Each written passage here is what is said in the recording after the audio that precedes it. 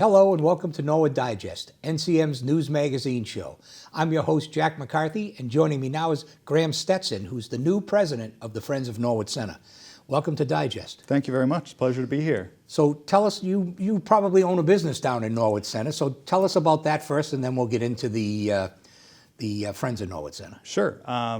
We opened Modern Eyes down on Washington Street, an optometry practice and optical dispensary in December of 2022, so we're coming up on our second year. And it's been great being in the community.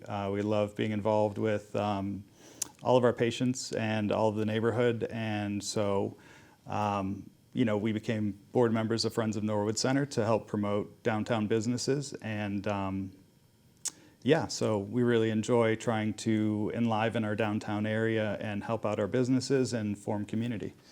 So you've been here 2 years. Where are you from originally?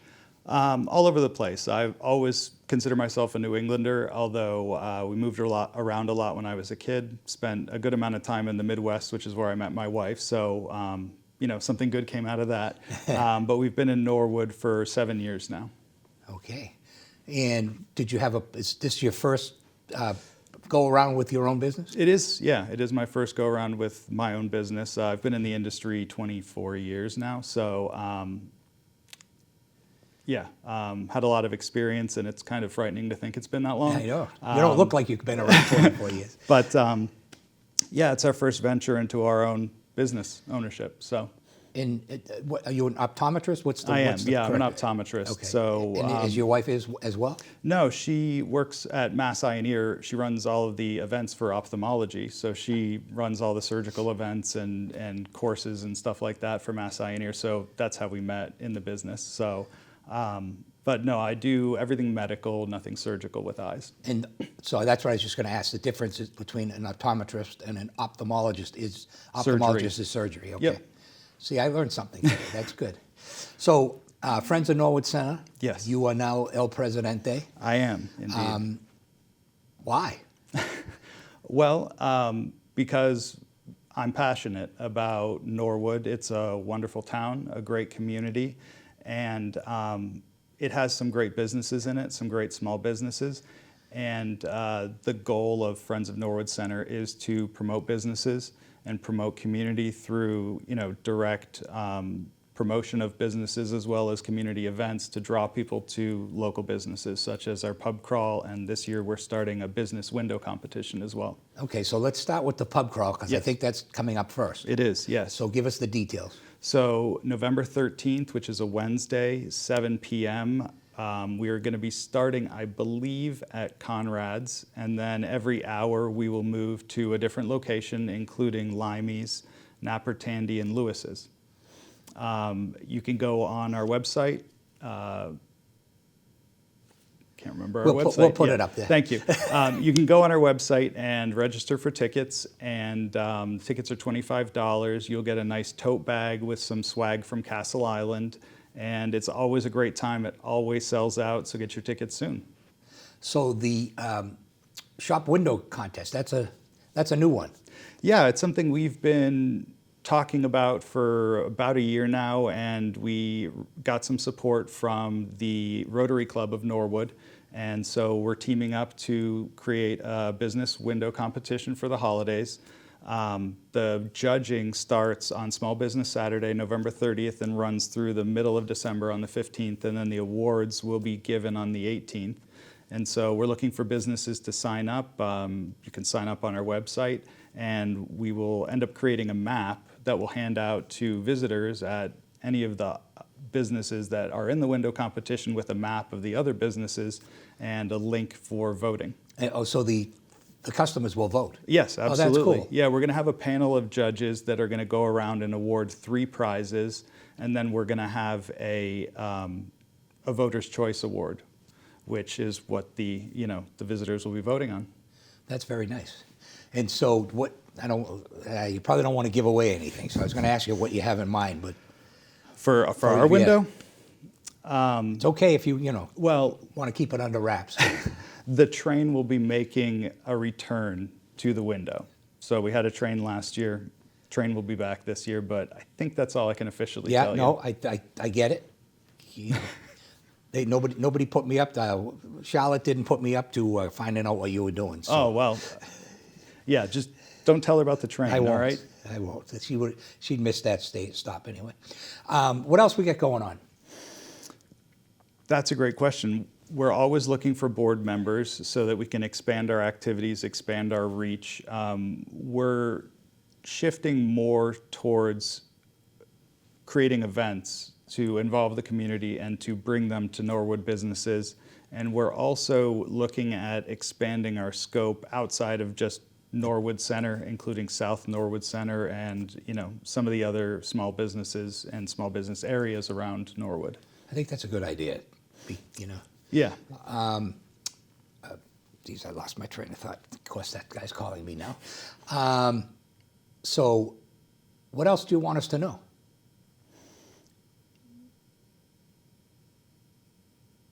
That's a really good question. So what people should know is that we have a great number of really vibrant, excellent businesses in Norwood, and that you should explore them. And we're going to try to bring them to you and showcase them for you through our events, through our Instagram feed, through our website, so that you can support local businesses, get great products and services, and support your community. Yeah, and this is the time I always, whenever we have the Friends of Norwood Center in, I always remind people, you really need to support these people, because these are the people when you're on the PTA or you're on the soccer team, these are the people you hit up for donations every year. So if you don't support them, they won't be there to support you. So you really, don't just do it on Shop Local Saturday. Do it the whole year, And so that's my preachiness for that. Appreciated. But so, how long's your term? When did it start? When does it end? Well, it started 1st of January, and we vote on our officers last meeting of the year in December. So we'll see if I did a good job or not. See if I'm still around next year. Yeah.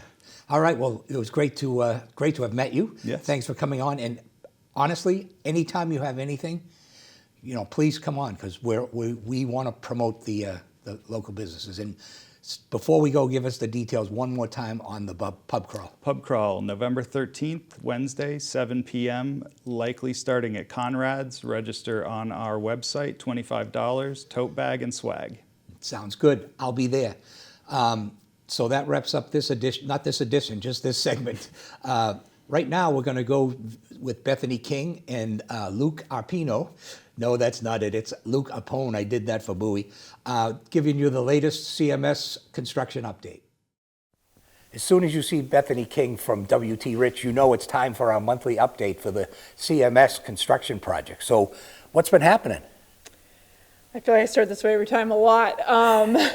We're right now in the 4th floor, so in the background you can see here a lot of finishes. So we built the building by zone, and now we're trying to work our way down. So we're starting on the 4th floor and working our way down with finishes. So millwork is in. You can see some electrical outlets are in, some marker boards and tack boards are in, flooring is going in, and we're still actually doing rough-in the bottom floor in the zone A. So there's a lot of different trades out here, still even some site work happening in the fall while we can ahead of the winter. And yeah, we got about 130 people out here almost every day. So There's a lot of cabinetry in here. yes. It seems way more than what they have today. Yeah, so Vertex OPM has been meeting with the town, specifically Margot, the principal, Dr. Frazek, and they've been planning the furniture and built-in furniture that we do on our end. So there's a lot of millwork, a lot of built-in for a lot of storage for the teachers here for the future school.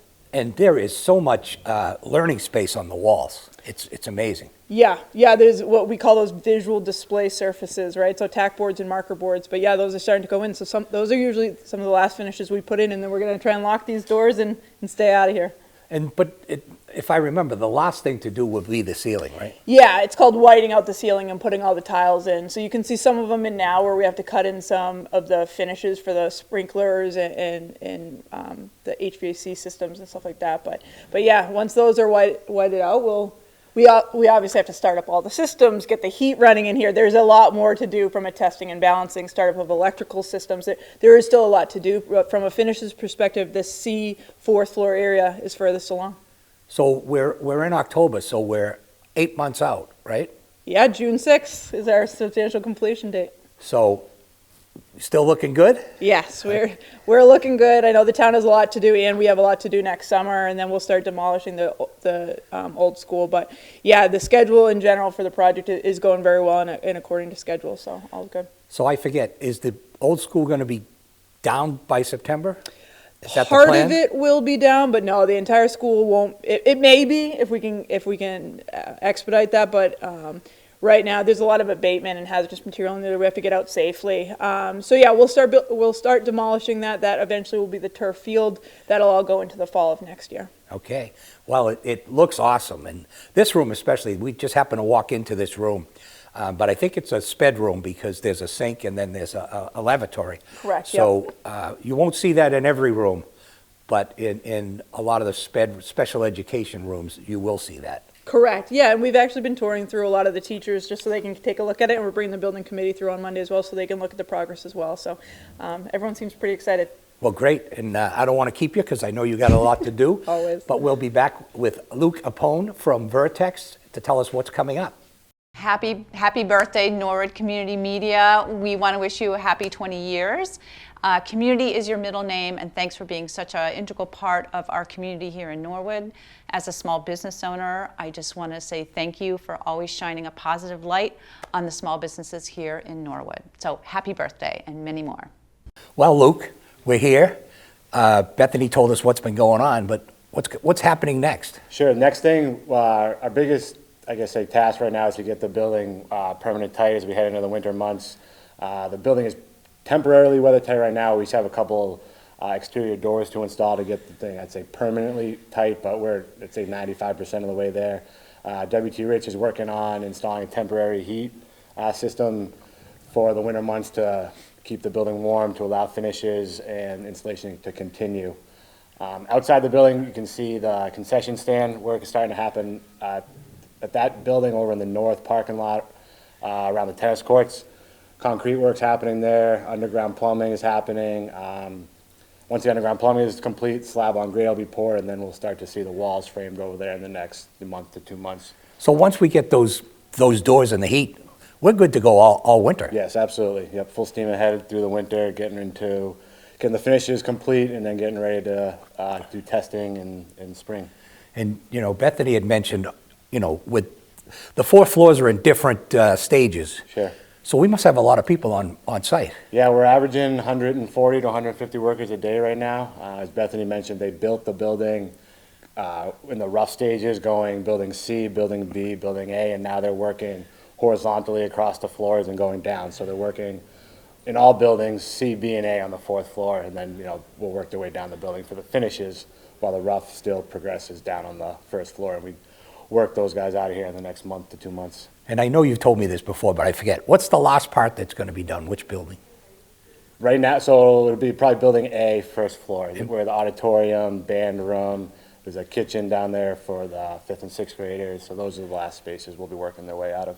So one of the cool things I always look forward to, and I don't know why, but it's when you're ready to put the floor down in the gym, and you leave the flooring in there for a little while, and I forget what that process is called. Sure. So they bring the floor in a few weeks before they install it to allow it to acclimate, so that the flooring will adjust, you know, shrink or expand based on the conditions in the building. So we want to get that flooring acclimated to the building before it's installed, so the cuts are, you know, perfect, and it's a great product in the end. And we're a long way, well, not a long way because we only got 8 months. Yeah, but not too far. The gym, the rough is done in the gym right now. They're wrapping up drywall, so we'll see that happening shortly, next couple months. Well, I'm talking, you know, I say this every time, but a lot's been done since the last time we were here. It does, yeah. It seems like a lot more happens every month. Yeah, with all these people there. That's a good point. All right, well, that'll wrap up this month's CMS construction update. We'll be back with more Digest. Norwood is set to sparkle this holiday season with the launch of the first annual Norwood Window Competition. This community-driven event, organized by the Rotary Club of Norwood and the Friends of Norwood Center, brings together the creativity and spirit of our local businesses, promising to be a seasonal highlight that adds a colorful touch to the town. All local Norwood businesses are invited to participate in this friendly and festive competition, showcasing their creative flair. The event kicks off on Small Business Saturday, November 30th, 2024 at 9 a.m. Locals and visitors can take a leisurely stroll through Norwood Center to admire the beautifully decorated storefronts, each capturing the magic of winter through different themes. A panel of local judges will award prizes in 3 categories: Most Original, Most Local, and Most Whimsical. But that's not all. The community will also have a say. Everyone can cast their vote for the People's Choice Award, making this event a true reflection of the town's collective spirit. Voting for the competition will be open from November 30th to December 15th, allowing everyone ample time to explore the displays and choose their favorites. Winners will be announced on December 18th, uniting the community and celebrating the creativity and hard work of Norwood's businesses. Whether you're a business owner, resident, or visiting our small town, this event offers something for everyone. More than just a contest, this event is an opportunity to support local businesses, enjoy the holiday spirit, and become part of a new Norwood tradition. Stay tuned for a list and map of participating businesses. We have a very special guest today, and it's Ryan Begley, who's a 2013 graduate of Norwood High School, went to Syracuse, graduated from there. Now he's a member of the Directors Guild of America, and you are an assistant director. That's correct, yes. So- Thanks for having me, Jack. Oh man, it's so good to see you. We'll get to that stuff later, but so what are we doing? Like, what does that assistant director do? So an assistant director, we're the managers of a film set. So we're the ones that are kind of in charge of the logistics of the set, setting the schedule, keeping everyone on schedule, making sure everyone from the actors, the extras, the crew, and just everyone involved with the making of the movie know where to be and when to be there, and just making sure that the movie gets made. So we're really the logistical minds behind the operations of the film set. So, like, you're there when they say action, like you're there. Oh, usually the assistant director, the first assistant director, is the one who actually says, okay, roll the cameras. A lot of people think it's the director, but usually it's the assistant director up there going, okay, roll the cameras in action. And then I'll be there next to my first assistant director because I'm a second assistant director, and I'll help with other logistical stuff for him, usually coordinating the extras and placing them in the movie and making sure that everyone is out of the shot and we know what we're doing. So if I'm watching that from afar, so I'm not in the shot because I know you'd kill me. So I'm going to see you. You're going to be wearing one of those headsets and you're going to be doing your thing. Oh yeah, you're wearing one of those headsets, probably running around crazy, making sure everyone knows what's going on. And when we say rolling, that everyone's doing the right thing to make sure that we only have to do that take 1 or 2 times, so we're not spending all day in one take and we can keep going. It seems to me that came very natural to you. I guess so. I think I Wait a started minute, stop right there. I'll show you how natural it came to you. Oh boy. Let's take a look. Hi, I'm Ryan Begley, and Leo Blaze just recently did a video on the Computer Club. Let's go check it out. Shut the door. I can't shut it. Ah. Lock it. Then we'd press record right here, and then Pooley would come out in that locker. So it looked like he went in that locker and came out that locker. I get it. That is so cool. That's just one of the amazing effects we can do here on Capture Wait, Coakley. did you add to it? Capture Coakley is a TV show about everything that's happening so far at the Coakley. Every week, Mr. Tolman comes down from the high school down to Mrs. Bermader's room here in the middle school, and we work with computers and cameras and try and produce a TV show about what's going on here. We've been working hard all fall. We hope you enjoy it. Roll it!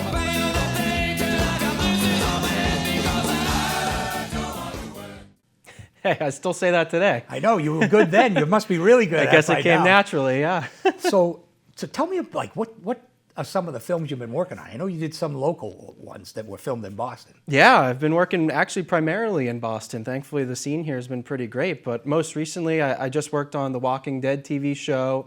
I did a movie called The Holdovers last year that came out last year. Another movie for Paramount called Finest Kind. I worked on the Dexter revival series that we shot here in Massachusetts. Some other movies like Black Panther 2 did a unit here in Boston. Oh, wow. Most recently, this movie on Apple called The Instigators, starring Matt Damon and Casey Affleck, that just came out.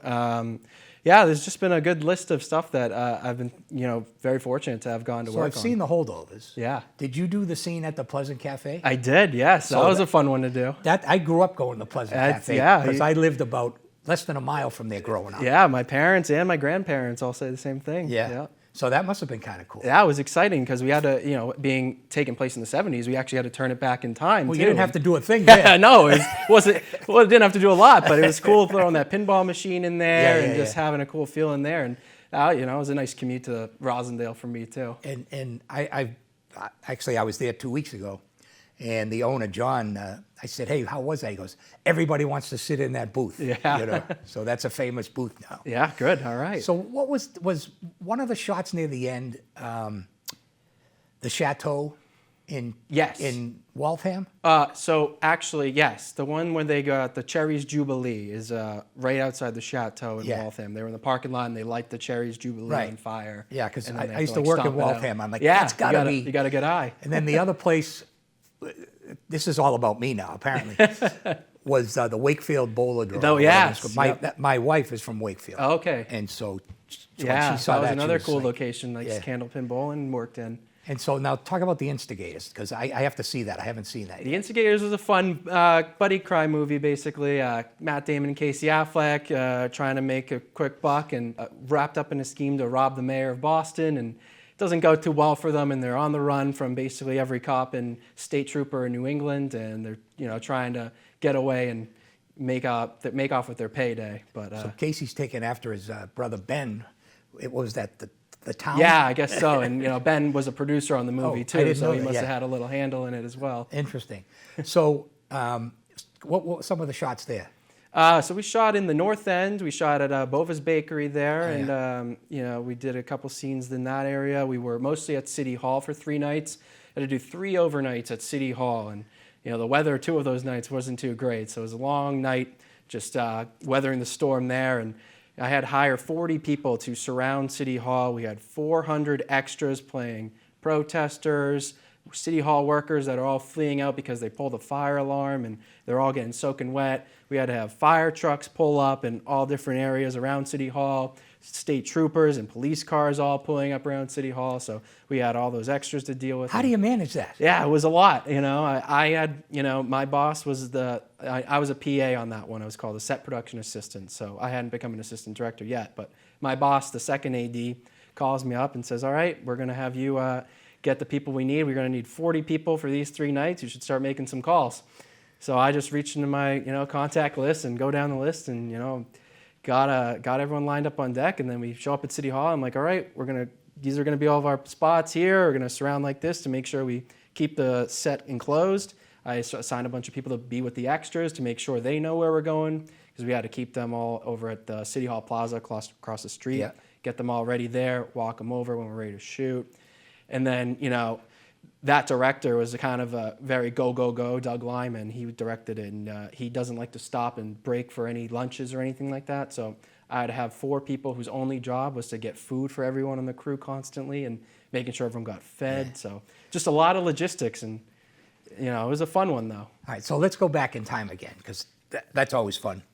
So what's the first that you remember, the first time you were ever, behind a camera or doing something like this? Yeah, I think back in the Coakley Middle School, I heard an announcement one day for a video club after school, and I had always liked making videos with my friends in the neighborhood and stuff like that. I had taken a little interest in video editing software, and I was like, oh, they have a club for this, so maybe I can learn some tricks and learn some stuff with it and get to play with some cameras, and maybe they got good computers to edit with. And so I showed up, and that's where I met Jack Tolman, and he kind of took me under his wing there, and I learned a lot doing videos after school and doing the program called Capturing Coakley. And yeah, we saw those computers. Yeah. I mean, they may have been state of the art then, but yeah, they've now come it's a long way. kind of primitive, for lack of a better word. And the cameras are digital tapes, mini DV tapes, so we're still having to upload those in the computers, watching it in real time. No, just file transfers. You have to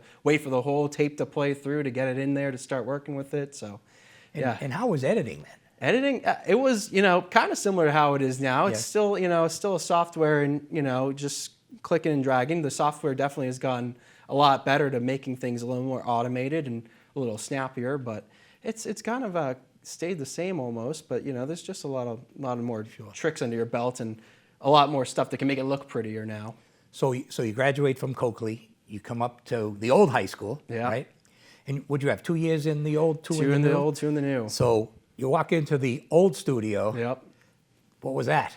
Yeah, and I mean, it was, you know, for me, someone who's never really had a studio or anything like that before, it was awesome. It was surreal to just for what that was, just still having to get to play with big cameras and an actual set and the live switcher and the replay and graphics machines that they had in there too, and just the thrill of it all, to actually have a class that taught it and get to do that as well, just really felt like an elevated experience and I felt very fortunate to even have that offered. And they did the news every day then. Yeah, too, even and in the I old- got lucky enough where, you know, the teacher at the time, Miss Krause, who ran the program, knew that I had done the middle school program and allowed me to come and join the news team as a freshman, which, you know, they typically didn't let people do back then. So I got to get that hands-on experience doing the morning news every day, which was a ton of fun to do as well.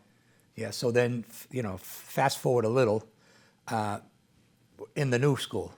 Yeah, then we started building a new school, and I remember one summer. Did you walk in and, Yeah. and turn and say, I don't think we're in Kansas Yeah, anymore? I think Jack invited me to come in to check out the studio over the summer right before we opened up, and I was blown away with what we were given. I was like, oh my God, we got so many brand new toys to play with, and you know, just how lucky I felt to be able to have 2 years to work with this stuff and, you know, get more experience and just really elevate what we've been doing here as well. Is just, you know, such an amazing opportunity. So to you have. knew, like, probably as early as the 6th grade that you had the bug, you had the fever. I had the bug, I had the fever, I enjoyed doing it. It was something fun and, you know, exciting, and, you know, it was always something different, and, you know, you could always, you know, feed this creativity and curiosity, and, you know, and then there was a practicality to it too, where people, you know, there's utility, and people like, you know, event coverage, and they like watching entertainment stuff, and I was like, oh, this is something that I could actually turn a career into, and, you know, made me think more and more about maybe this is something I could do for the rest of my life and actually get paid to do it. And so what's your favorite thing to do? Of all, you know, all the things you've learned, right? Yeah, What's your favorite thing to do in terms of like with in the field? in the field. Yeah, I mean, you know, I like the logistics of it all. I mean, you know, I was always the technical person, not really the creative idea person back in, you know, TV class and in all that, but I was the one who could be like, oh, I know how we could do that. Oh, we want to do this? I think if we do it like this, we can make that happen. And so I always liked the logistics and technical stuff behind it all. So when I broke into the industry, I thought I wanted to do the camera department at first, and then I was like, you know, I like the tech stuff of the camera department, but I really like the logistical aspect of the management side of it all too. I like the puzzle of putting it all and figuring out how we're going to take this from a script on paper and make it into what you see in the theater. Yeah, that's pretty that cool. really was the motivating factor for me. So back to high school still. You didn't just do the news. You guys did a show that was kind of popular. Yeah, we did. Was it After the Dark? Update After Dark. Yes, that was the night show that we did. We did maybe a couple of them a year, and we would all come in at 8 o'clock at night. It would be live to the whole town, and all of our friends would chime in and see who it. participated in that with I you? think we had an old host friend of mine, Rob Way, who's made quite a career for himself as well. Yeah. And who was like behind the cameras at those days, if you remember? Behind the cameras back then, I mean, we had everyone from my grade, my whole TV class would have done that whole jazz there. So yeah, just everyone that was in my class, I think we all did it together. So we'll get back to Rob Way in a little while, but so we didn't get to Syracuse yet. So you went to Syracuse, and what's the famous school that you went to in Syracuse? I went to the Newhouse School Yeah. of Communications at Syracuse. That's where, like, every sportscaster that I've ever seen, I think, graduated Yeah, from there's there. been quite a few. Yeah. But that's like the real deal, that place. Yeah, it's a legit program, and you know, it was a really cool experience to get to go there and, you know, really take things to a whole nother level. And you know, the foundations that I got here at Norwood High instantly put me a leg above everyone else when I got there. You know, I took that first intro to media class there at Syracuse, and you know, they're getting into editing with the program, and you know, I'm just automatically just going at it. Well, my classmates look at me like, "How do you know how to do this?" I'm like, I've been doing this for 4 years now at high school. They're like, "You had a high school program to do this?" I'm like, And how did this studio compare to Syracuse's studios? It's close. I mean, so Syracuse got a new studio, funny enough, my junior year at Syracuse too, which really, elevated their studio. But, their size and, wasn't too much bigger than this too. It's still, the cameras are very similar. The editing software is all very similar. So, coming from here to Syracuse, maybe a little bit bigger, but, in terms of the technology and what you were doing there, it's pretty similar. It kind of was a smooth transition. So you graduate, you come home, you come work where? What was your first job home? Yeah, so the industry is, a freelance-based industry. But actually, so here's another, maybe, I don't know if Jack knows this, but my first job on a big TV show was the show called Top Chef. And I got it my freshman year after Syracuse. So it was my freshman year. I'm coming home for the summer, looking for a summer job. I got a text from Isabel Jones, who was a former Norwood community media employee and Norwood High School graduate as well, that she's been working for a production company in LA, and they have a show called Top Chef that's coming to film in Boston. And she asked me if I want to go PA on the show, and that I should send my resume to this person and that she would vouch for me. And then that person called me 2 days later and said, "Hey, can you come up and help shoot with us? We're going to be in Woburn for 2 months." And I had a regular job for the next 2 months working on Top Chef in Woburn. And what's PA mean? Production assistant. Okay. So that's usually your first job in the industry out of the gate, is what's called a production assistant or a PA.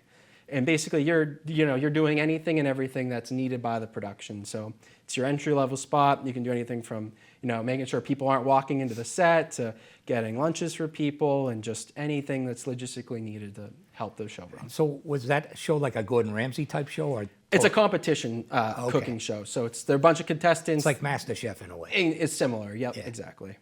Okay, cool. That's cool. So yeah, Now I know you worked part time for NCM, but it was probably NPA then. Yeah, it was NPA then. I had worked part-time with them throughout the summers as well. And then, as I started, going through the years in college, I started after I got that first PA job and started realizing, okay, this is what the industry is like. I met a lot of local PAs here in Boston and kind of started networking into the Boston scene and said, oh, okay, so this is kind of how you can make your career in the film industry work, is by, you go from show to show as a PA.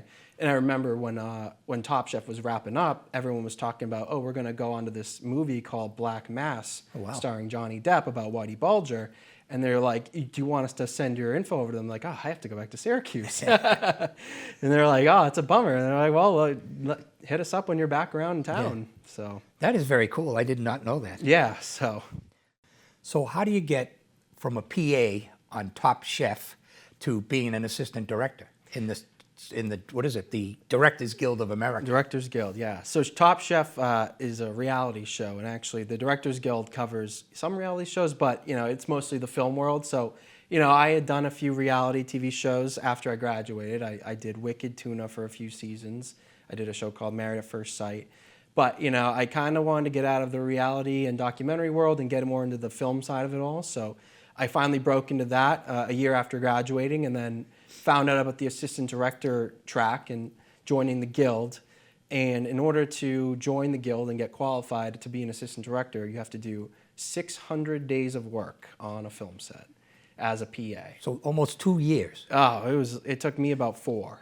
Oh, yeah, that's right, because you're not working every day. Right, yeah. 5 days a week, and then the industry is project to project. So I don't work for any one company. I get my jobs by someone just sends me a text message and says, "Hi, I got your name from so and so. I'm coming to Boston with a movie," or it's somebody I already know who says, "Oh, I got a movie. Are you available?" And then I'm working. So I don't really go through these formal job application processes and stuff. So basically, I could get 200 days in a year, or like last year with the strikes that just happened was a little bit of a less fortunate year where we didn't really work that much. So the 600 days took me about 4 years, which was pretty good, for doing it. Yeah. And I had to save you get what's called a call sheet every day you work on a set. It says what you're doing for that day, and on the back of it shows the names of everyone who's working that day and the time they have to be there.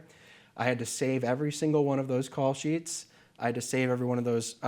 What you get at the end of the night is called a production report that says, what we actually got done that day and what times people actually worked to and from.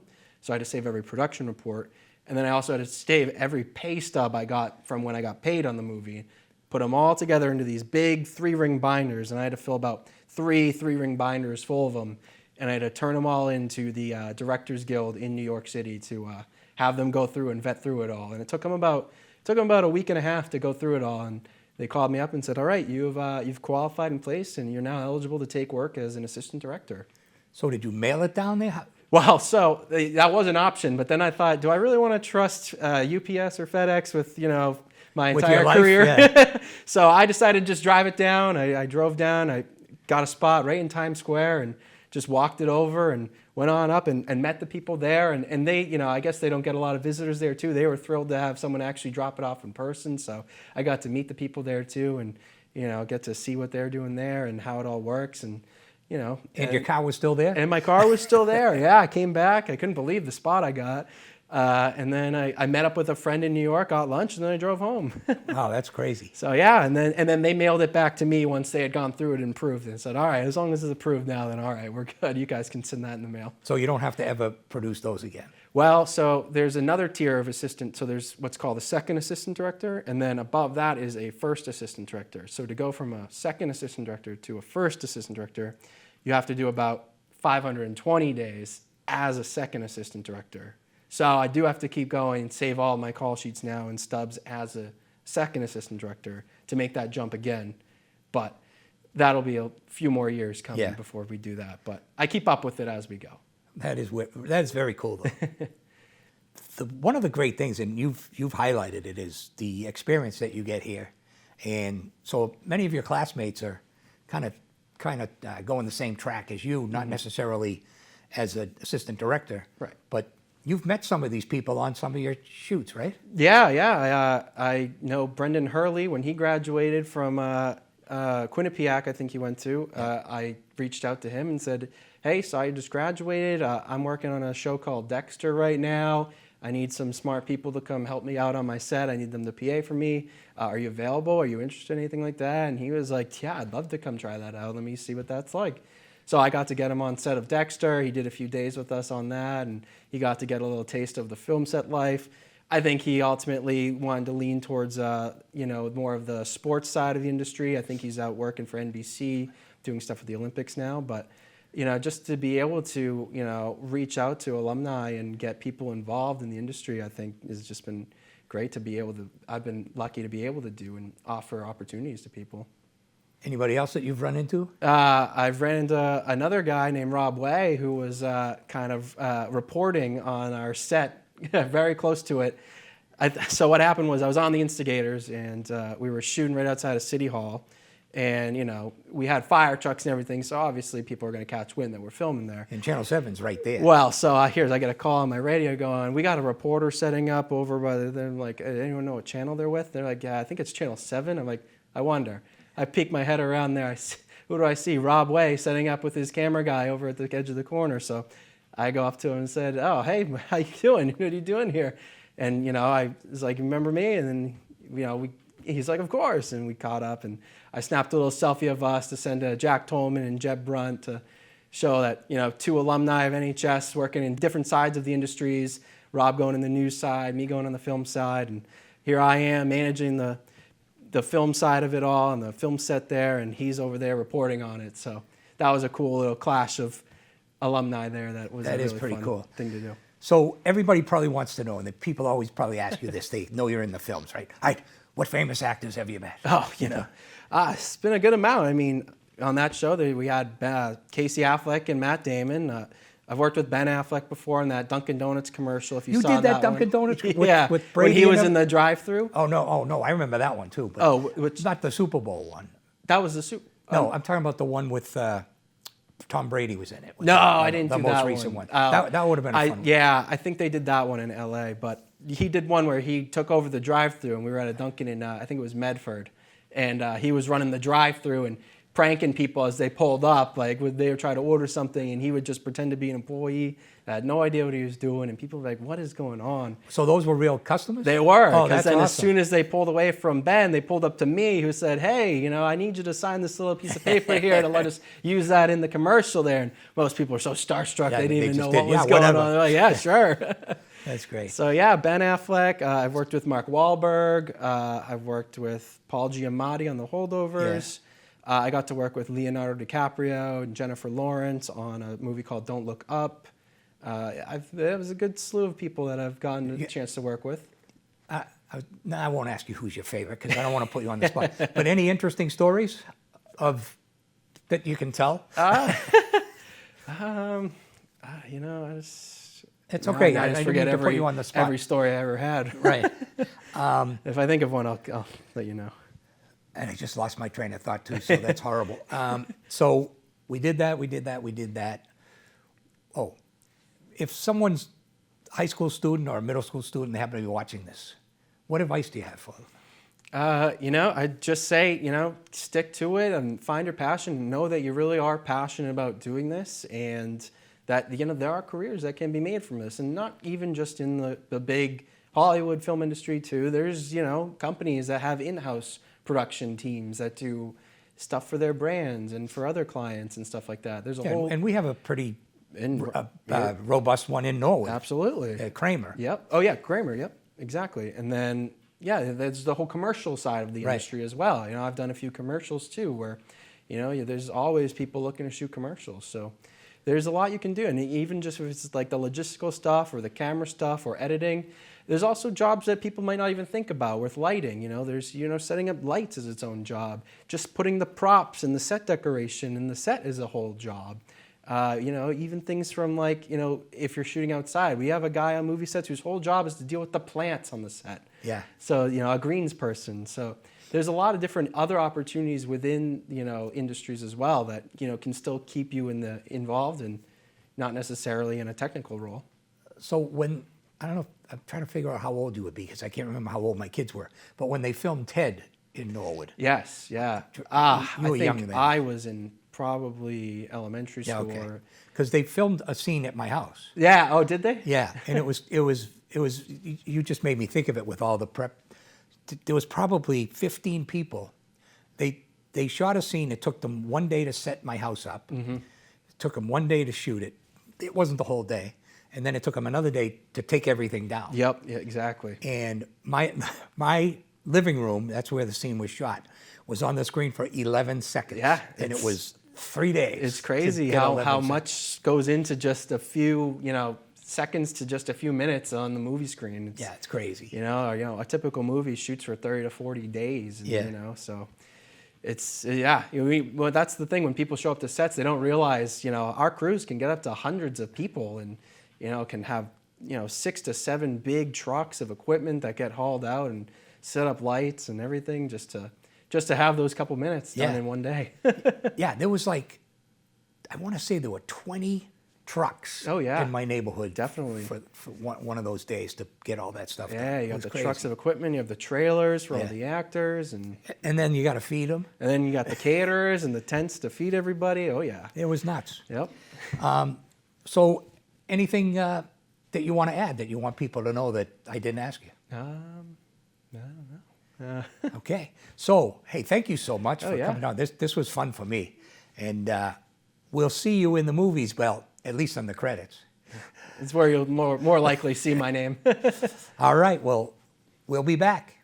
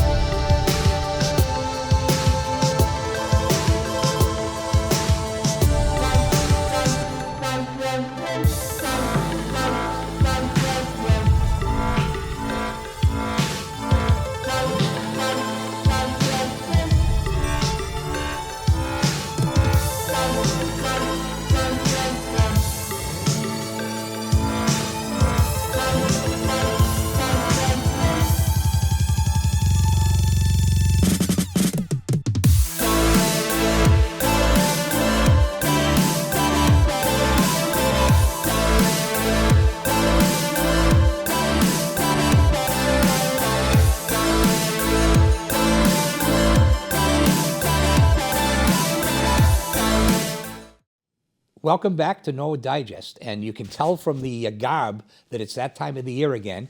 And joining me is Mike Curran and Jeff Mahoney. It's time for Friends of St. Nick. Here we are again, Jack. All right, let's give us the details. Awesome. Yeah, so we're pumped this year. We have our 33rd annual, which is a crazy number to think about, but it'll be Friday, December 13th, Scary Friday the 13th, back at 4 Points in Norwood. And this year we've chosen to nominate and to recognize Journey to Parenthood. So we're stoked about the event. We already have pretty much a full house in terms of tables and folks coming back. So kind of the Norwood reunion on Friday the 13th. So tell me a little bit about Journey to Parenthood. So it's a great. We've done groups in the past. Just a few years ago, we've done the Challenger folks, Fife and Drum Corps. First responders, and the last group we did was Galulis, which was just a couple of years ago, and I guess Journey to Parenthood is organization that makes sure that Galulis does not run out of future clients. So, but I don't think they have that on their website. But yeah. But no, but it's an incredible organization. It's good that you're already sold out. Yeah, exactly. There goes half the folks. Yeah. No, but they really provide an invaluable service. It was started by a couple of Norwood folks who we can talk about in a little bit, but it provides grants and services for couples in need of a treatment, who want to be parents for whatever reason aren't able to and need assistance through a variety of methods. That's out there today for loving families to become parents, and they've done incredible work over the years, and there's such a huge Norwood connection. It's not Norwood, they offer grants for the entire area, but it's led by some great Norwood folks, and everyone has spoken their praises as we've learned more about them. Absolutely. Yeah, so I have a personal, not with them, but my first child was through in vitro. Yep. Yeah. And so I would have loved to have a service like that. Someone to help you Absolutely. navigate Yeah. everything, and then on the And medical so side, I and grants just- to help. I can't wait to meet these folks. I've never met them, so. Yeah. Definitely. And I think it's one of those things that a lot of more people go to than you think. Oftentimes it's quiet. They really didn't want to be recognized, and that's the type of people we like to pick. So I don't think we'll mention Galulis in the opening when we kick them off, but it's good that Mouse tied those two Workshopping for together. the video. Yeah. We I got was just a going couple to say, chuckles. this is We'll like bring it into the video. This is like a focus group. Yeah, that's it. Yeah, Oh, this is perfect. Yeah. Yep. So It's all good. send your feedback to Jack Tolman. All right, so let's get back to it. You don't need to sell tickets, but you can always use raffle items and Yeah. silent auction items. So Yeah, I think that obviously, we probably just assume, but as you know, we do this event for Dana-Farber, and we've been fortunate as a board to get there each year and to see where the money goes towards and otherwise. So really how we're able to do that is through donations, through raffle items, through silent auction. We have some great ones this year. We have miles over to Ireland. We have a house in Ireland. We have countless Patriots tickets, Celtics tickets, all sorts of different silent auction items. So you can go right on our website, friendsofstnick.org. You can contact us that way. You can email us at friendsofstnick@gmail.com. And we'll really take any raffles, any silent auctions that you can think of. So. And we do 100% of the proceeds go to Dana-Farber, and like you mentioned, Jack, we're so fortunate that we're able to sell it out, and it speaks to the honorees and also to the cause, to Dana-Farber and what they've shown, what they do over the years. Obviously everyone's familiar with them, but every year we get an up close and personal look of what they're doing with the latest advancements. And so where specifically where this funding goes to. But we really make our money on, like Mike said, with the donations and the raffles. Right. 4 Point Sheridan is a great host and sponsor for us. They do everything they can to keep our actual ticket prices reasonable. I don't think we've gone up in a long time. I don't think you've ever gone up. No, Yeah. no, exactly. So I've been going almost all to the 33. right, Yeah. yeah. So Speaking of that, I have my check. there you go. All right, right there. It's on video now. He paid. So we make our money through the raffles and the donations. And right now we don't do our silent auction online or anything like that. So it is something that hopefully in the future we're growing and we're getting. more technologically savvy as need be. But we're still old-fashioned. It's just an old-fashioned luncheon. Great day of laughs and camaraderie and unbelievable stories. And what the social hour kicks off at 11? Correct. Yes. Yep. Yeah. It used to be 11:30. I'm glad we moved that up. Yep. Got it. Yep. So I have Yeah. a lot of talking to do. Yeah. Normally Mouse is about half an hour late, but the rest of us are there at 11, ready for the day. So That's when they tell me to come. yeah, exactly. But it's also it takes an extra half hour to get everyone in when we Yes. have a sellout Yes. to get in. Yep. Into the, True that. And we try and keep everything on schedule, right, Billy Gurley? Yeah, If exactly. you're watching, stay on schedule this year. So. All right, what else? Let's just rehash. December 13th, 11 o'clock, 4 Points. Yeah, Yep. journeytoparenthood.org. I think if you want to visit their site and their information and all the folks involved with that are on the link. We don't have enough time to get into them all individually here, so. Yep. Plus, we're saving our best material for that day. You try and. I hope so. Yeah, exactly. Zing. One other thing I'll mention quick is that Dana-Farber has reached out to us this year. They're actually going to dedicate a room Yes. in memory of the Friends of St. Nick. It's been 33 years, so this is the first time that they've done that. They did one way back, but we're Yeah. super excited about it. That's so. great. Yeah, all the work his dad in yeah. the first generation of St. Nick's board members did. They still come every year.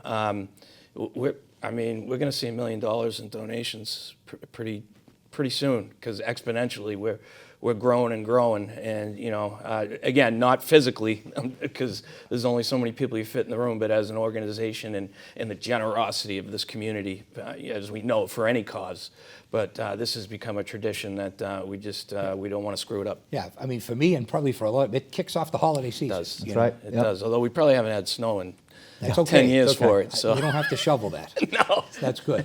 And All right. yeah. As always, thanks, guys. No, Thank thank you. you, Jack. Thanks, Jack. And Appreciate thank it. you, everyone. We appreciate you coming in, and we really appreciate, people don't understand how many meetings you guys have to have on Thursday nights. That's Yeah. right, yeah. I Yeah, think my- we're going to have a quorum right now. Yeah, I actually. think we might. Yeah. I used to think that all year round with my dad. I'm like, why are you going in February? It just happened. But I think he might have been going somewhere else. A lot of planning.